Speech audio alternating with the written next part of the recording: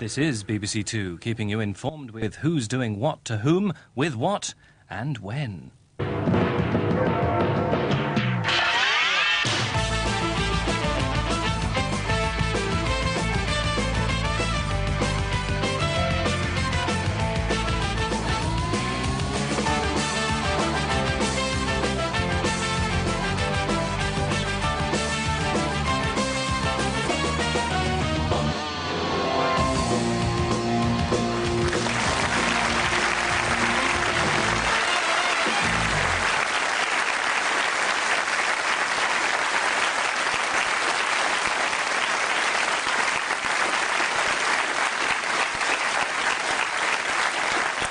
Good evening and welcome to the programme that suddenly this week respects the sanctity of people's private lives and instead finds unexpected fascination in the riveting world of international politics. And as if to prove it, in the news this week, in the Taiwanese parliament there are fears that the installation of TV cameras may be influencing the quality of debate.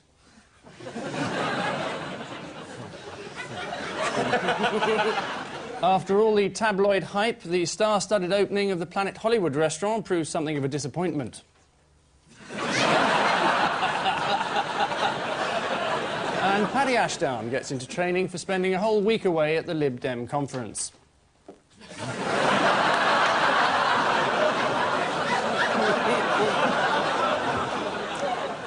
that when he was having an affair with the Invisible Woman? I believe so. On Paul Merton's team, a man about whom Joe Grimmond once said he enjoys being David Steele, which is rather fortuitous in the circumstances, because he is David Steele.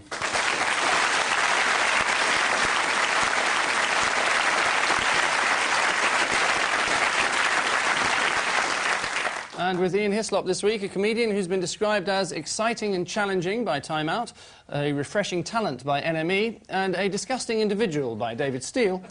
So that bodes well for a sporting contest. Mark Thomas.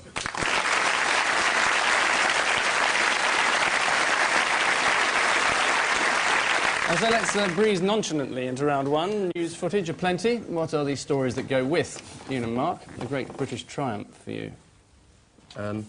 That's my flat. It's what's her name? Rebecca Thingamabob, climbing Everest. Do you want to be She's gone to all the effort of climbing Everest and you can't remember her name? Rebecca Stevens climbed Everest, and I actually thought, I've got to say that I actually thought she climbed Everest as part of a Tampax advert. I thought that's what it was. I thought she was going to get to the top and start singing "It's My Life." That's right. You know, come down with a dog on roller skates. That's what I just thought was going on. No, it's crampons they use. Okay. I'm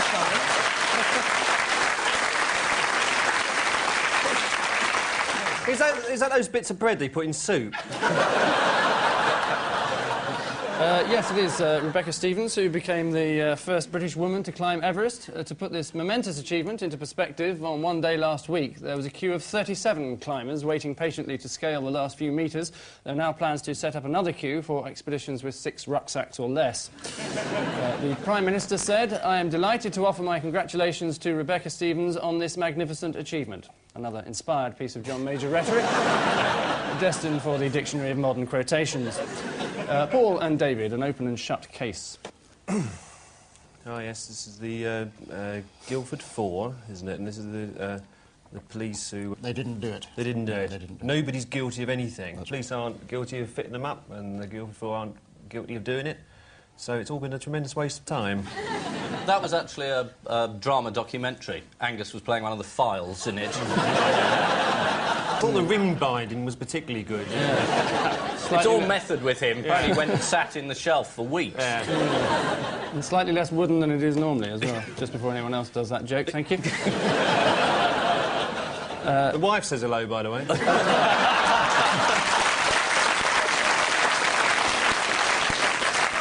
Yes. My wife, obviously. No.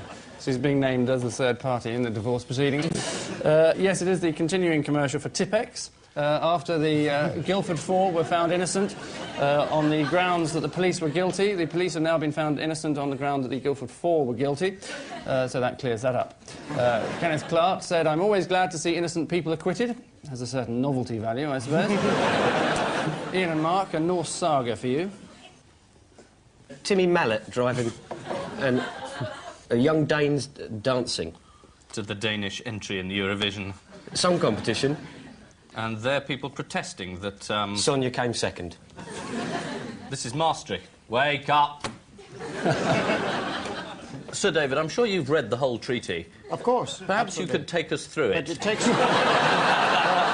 takes the Scandinavians to get excited about it. I don't think we've got the right temperament. If you've read it all, yes. Who does it in the end?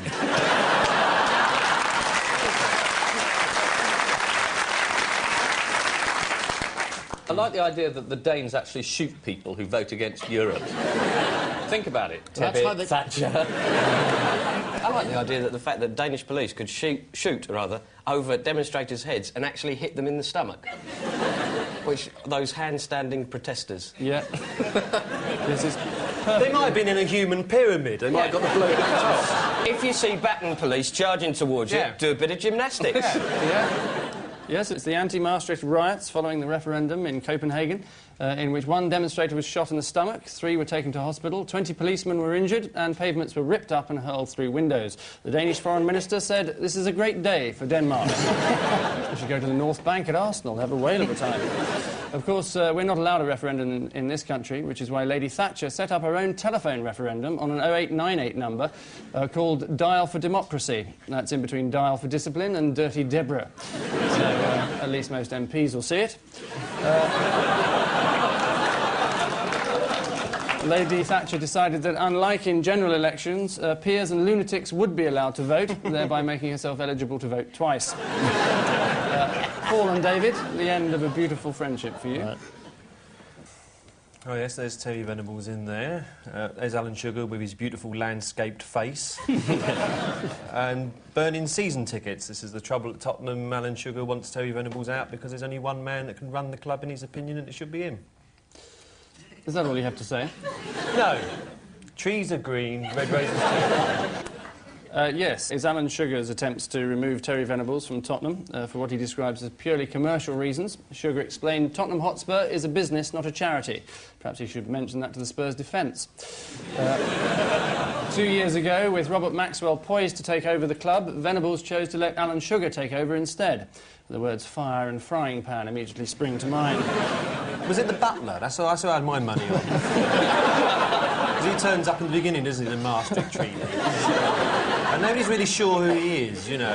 He's just sort of hanging around, you know. I think it's a red herring there. Yeah.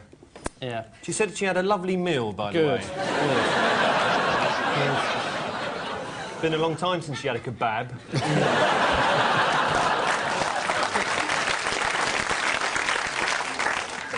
And very good of her to pay for it on the joint account. Which considerable irreverence brings us bounding to the end of this first phase, and the situations are that both teams have been equally fortunate in their random guesswork, as Ian and Mark and Paul and David have a full complement of 4.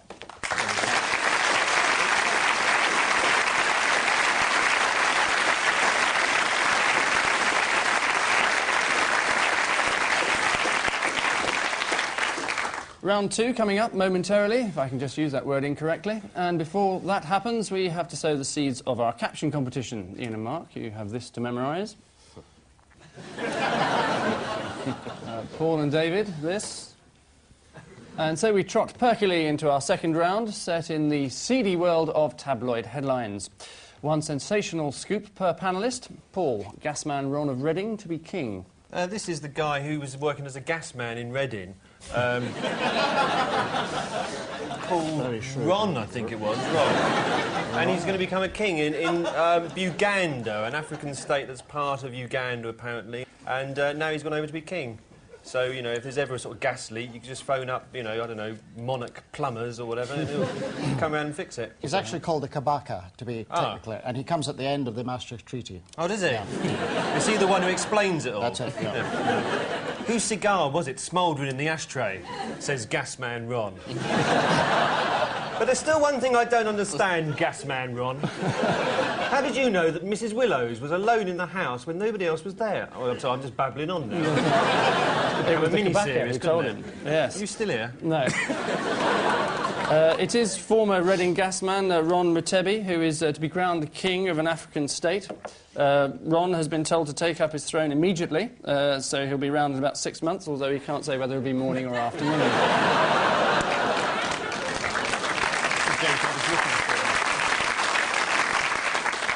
I can just imagine him in a constitutional crisis. Oh, that's your upper chamber impeding the parliamentary process.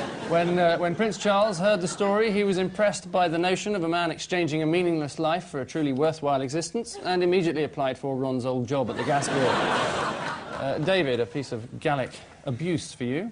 Jibe at British snail.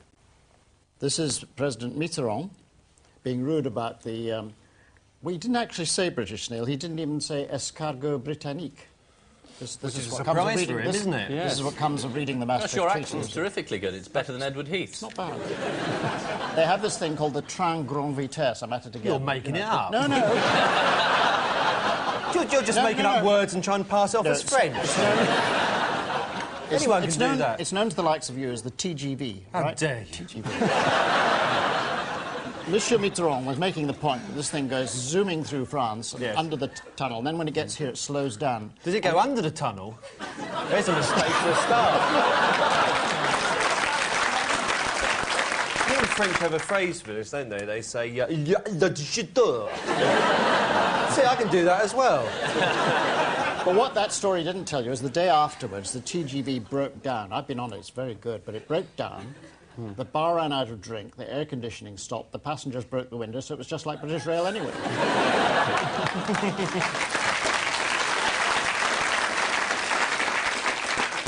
Yes, it is Francois Mitterrand who's criticised British Rail for falling behind on their side of the Channel Tunnel project.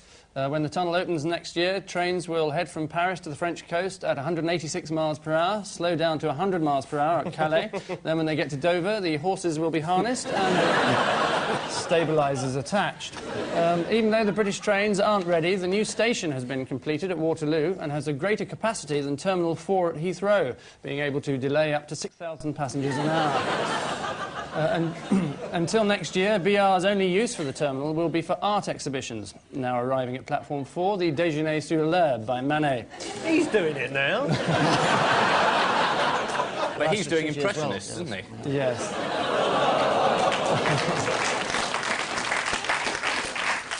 Boom, boom. What was that noise then? Was that your testicles dropping?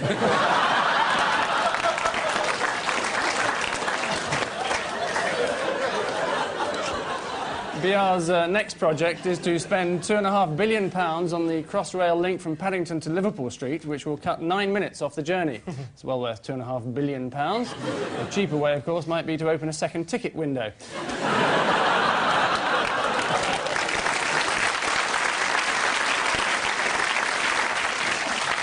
Preferably for all those students buying away day saver returns with a rail card and a chequebook with birds of the Norfolk Broads all over it.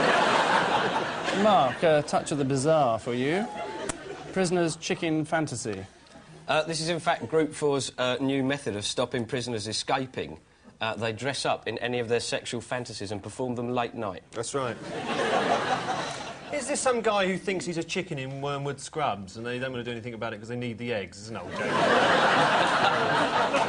Yes, it is. Burglar Rob Ferguson, imprisoned in Wolds Remand Centre, run by Group 4. That's a giveaway, having a name like Burglar Ron Ferguson. You think you'd have wised up to that by now? Yes. It is burglar Rob Ferguson, imprisoned in Wolds Remand Centre, run by Group 4, who's taken so many narcotics that he now believes himself to be a creature called Robert the Chicken. Robert's lawyer, Mr Simon Reevell, said he was given far greater access to drugs in prison than he got on the streets of Scarborough. Mr Reevell then applied on behalf of his client for the sentence to be tripled. Group 4 denied that there are any hardened drug dealers in their care, saying that they'd all be miles away by now. And finally in this round, Ian, a class war for you. Daylight snobbery. This is the Home Secretary, Kenneth Clarke, who's been accused of being a snob. The other one. The other one? Yeah, Alan Clark. Which Clark is it? Clark Shoes? It's not actually a Clark at all at the moment. It's about the Prime Minister. being very sensitive at the moment. Are you going to make your way through the entire Conservative Party until you get the right one? Is it No, I William leave that Rees-Mogg? William William Rees-Mogg said that John Major isn't up to it because he's the wrong kind of sort of background and stuff.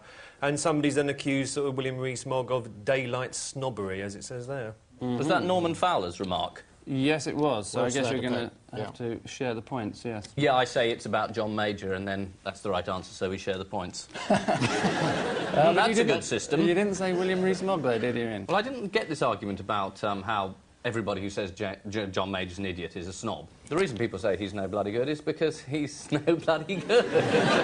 Yes, it is the tiff within the Conservative Party after Norman Fowler attacked William Rees-Mogg for describing John Major as incompetent and ill-bred. Rees-Mogg explained his remarks, saying there is more truth in criticism than in flattery. What an intelligent and perceptive thing to say for such a daft old git. The Spectator editor, Charles Moore, said that Eton-educated Douglas Hurd should take over at number 10 immediately. He pointed out, Mr Hurd can string a sentence together. He is like what a foreign secretary is supposed to be. Which is more than can be said for the person what said that. All of which brings us spinning to the end of this second lap, and the all-too-tense situation is that, well, Ian and Mark are clinging on with 6, while Paul and David are on top of the world with 10.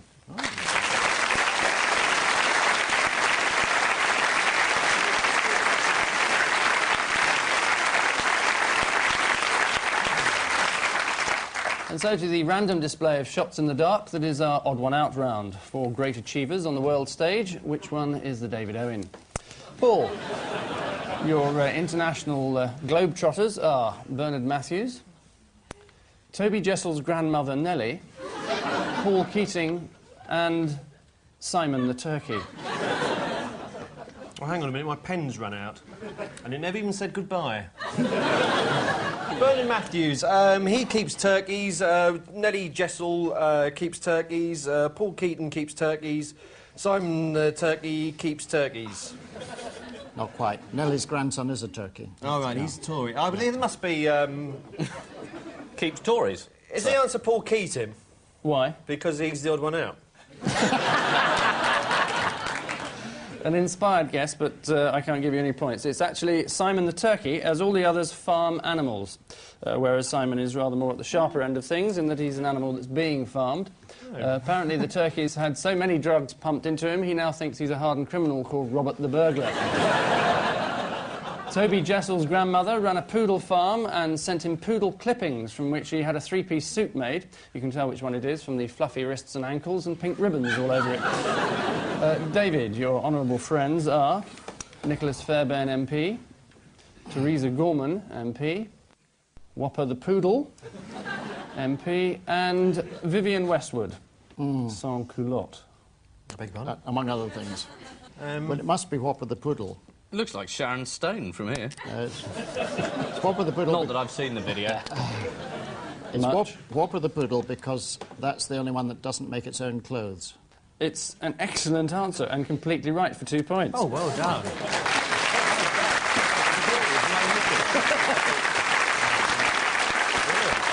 Yes, It was either that or Nicky Fairbairn because he's the only one not on HRT. But I'm not sure. well, either of those What is would he have on, done. though? Wouldn't like to say. The answer is that they all make their own clothes except Whopper, who got made into Toby Jessel's clothes. Nicholas Fairbairn runs up his own trousers. Well, no one else in their right mind would. Theresa Gorman also makes her own clothes and was described by Peter Mackay of the Evening Standard as a bright-eyed beaver of a woman. Well, he may not agree with her policies, but there's no need to be quite so unpleasant.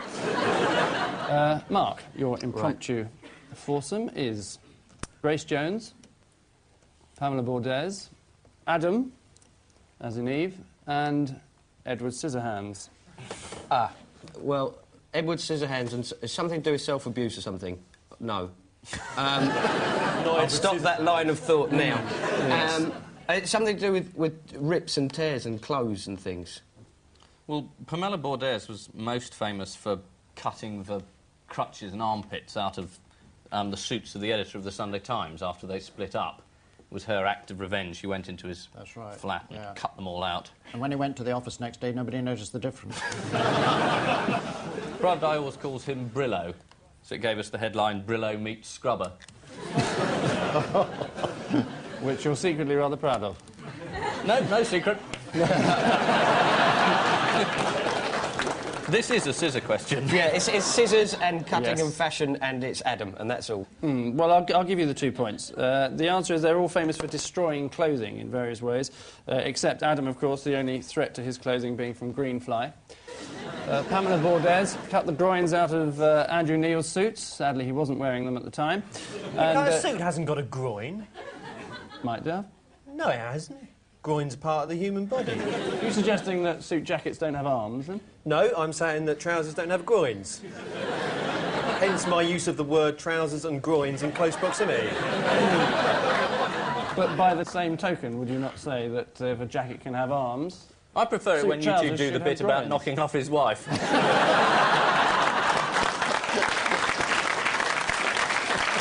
That's only because you like to watch. You owe me 15 quid anyway for the other night. I don't just hire out step ladders to anybody, you know?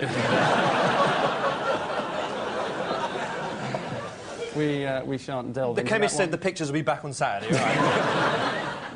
And finally, in this round, Ian, for stars of stage, screen and law courts, Michael Winner, with Friend, Sharon Stone, South African fascist Eugene Terre-Blanche, and Frank Warren. Is this a kiss and tell? Might be. Give him a kiss and he'll tell you. No, it isn't. Sharon Stone's the only one who's opened her legs on video. No, Bambi did that. Didn't quite get the same publicity, did it, somehow? Did round my way. I'm going to have to put you out of your misery, aren't I? The answer is Sharon Stone, as all of them were let down in public by their underpants, whereas she let down her underpants in public. Michael Winner's girlfriend Simone Hyams complained that every night she had to make love to him in the same pair of unwashed Y-fronts. I'm not sure what she was doing wearing his unwashed Y-fronts, but Eugene Terre-Blanche's Y-fronts became a feature of a major libel case in which they were revealed to be green, rather strange for someone who's obsessed with whites only. And Frank Warren was photographed in his underwear by his girlfriend Nikki. She told the press, "That first night we got through 3 bottles of champagne. Frank can drink gallons of the stuff. It was really romantic." It's, romantic in the sense that Jimmy Greaves used to have a serious romance problem. Which sartorial ups and downs mark another ending to another round, and the exhilarating news is that Ian and Mark are still on the launch pad with 9, while Paul and David are safely in orbit with 12.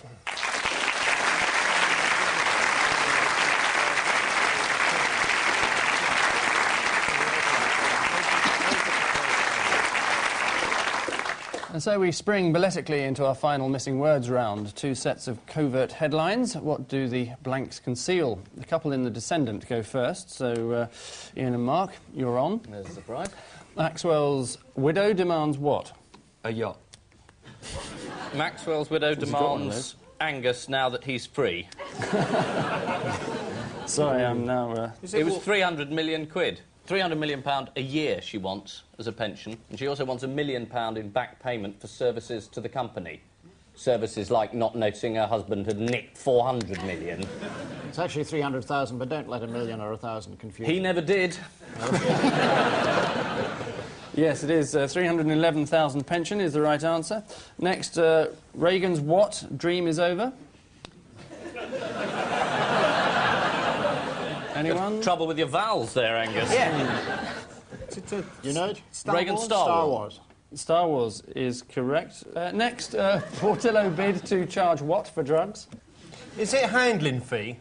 Because a lot of MPs are saying, have you got any drugs? And he's sick and tired of just handing out willy-nilly. It's kids. Kids. And grandparents. Grandparents is nearer. Ill people. Old is correct. Old. Next, I'm what boasts Lamont. I'm Angus's new lover. He won't stop, will he? Is it... It's true. I'm Edith Yeah. Piaf. I'm Edith Piaf. is it not a boaster? Not a boaster Could is it a just be lovely crap? answer, but It's not crap, actually, Mark, no, but... Here to stay. I'm going to stay in my job. Staying put is the right answer. And lastly, Venables to keep what? Hamster. Corner flags. Angus's flat. Keep job. His Position. job is exactly the same answer as the Norman Want one, really, isn't it? Very good. OK, on to Paul and David. Here are your riddles. The Queen repels what? The big one. The Queen repels Angus, even though she's offered. Just The had to Queen turn her away, I'm repels afraid. all known germs.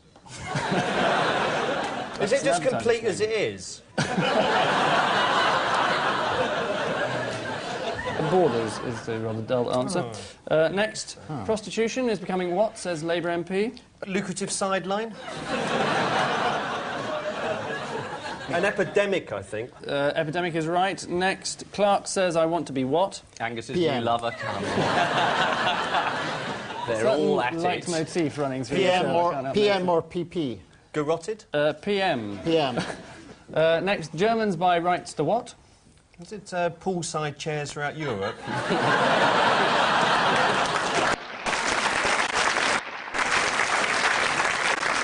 Or as the French would say, a je pataque. It's Germans buy rights to Sudetenland. They're doing it with sort of economic imperialism this time. yes. Angus yes. Dayton's sex life? Not this time, no. TV's Mr. Sex, the story. Musical heritage of Czechs is the right answer. And finally, I was going to say that. Fascinating. I was going to say that. and finally, Welsh readers favour safe sex between what? Is it Cardiff and Swansea? Covers? Covers is exactly Nylon sheets. the right answer. Well done. Which, anything but pure speculation, casts a final shadow over this endgame. And the grim truth is that this week's Shrinking Violets are Ian and Mark with 18. And this week's Blooming Roses are Paul and David with 20.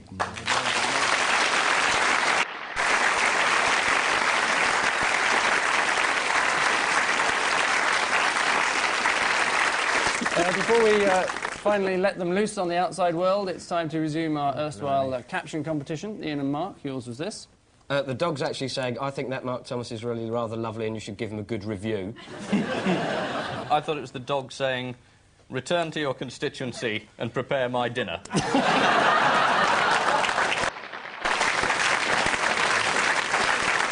the dog at the vet saying, I've got this thing growing out the end of my nose?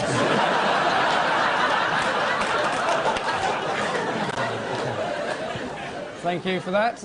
Paul and David, this was yours. Oh, I see your trousers have got a groin as well.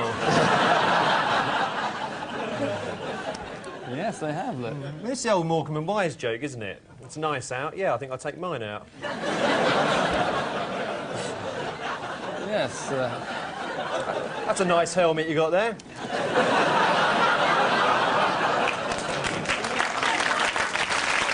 On which satirical note, we say thank you to our guests, Ian Hislop and Mark Thomas, Paul Merton and David Steele. And I leave you with news of allegations that a sordid wife-swapping ring may have started up somewhere in central London. The BBC confirms that A Year in Provence is unlikely to be repeated after its portrayal of local people is condemned as unrealistic. And finally, good news in the capital, as Her Majesty the Queen launches National Smile Week. Good night.